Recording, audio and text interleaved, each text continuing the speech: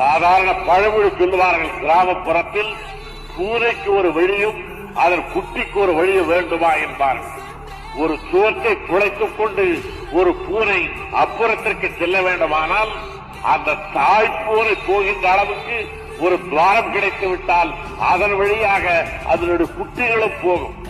இது தாய் நுழைய வேண்டிய ஓட்டை குட்டிக்கு இன்னொன்று தோன்றுகிறேன் என்று பூனை சொன்னார். அதே போல உலகத்தோடு இணைந்திருப்பதற்கு ஆங்கிலம் போதுமானதென்றால் இந்தியாவில் பல பகுதிகள் ஒன்றாக இணைவதற்கு அந்த வழி இருந்தால் என்று இந்த சாதாரண வாதத்தை ஒப்புக்கொள்ள மறுப்பதற்கு 3 காரணங்கள் இருக்கலாம். ஒன்று, அவர்கள் இருக்கிற இடம் உயர்ந்தது என்பதாலே. இன்னொன்று, அவர்கள் சொல்லுபவர்களாகவும் நாம் கேட்டுக் கொள்பவர்களாகவும் இருப்பதால். மூன்றாவது, நாம் எதை சொன்னாலும் நம்பி விடுவோம் என்ற கருத்து இருப்பதால். ஆனால் தமிழகம் இந்த 3ஐயும் ஒப்புக்கொள்ள மறுக்கிறது என்பதை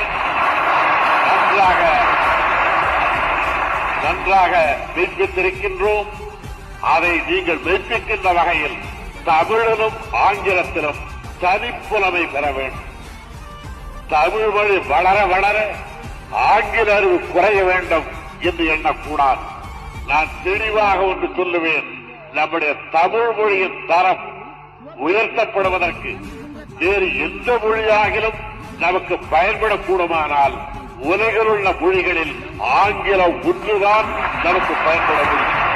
வேறு எந்த மொழிகளிடத்திலேயும் நாம் கருத்தை கடன் வாங்க தேவை.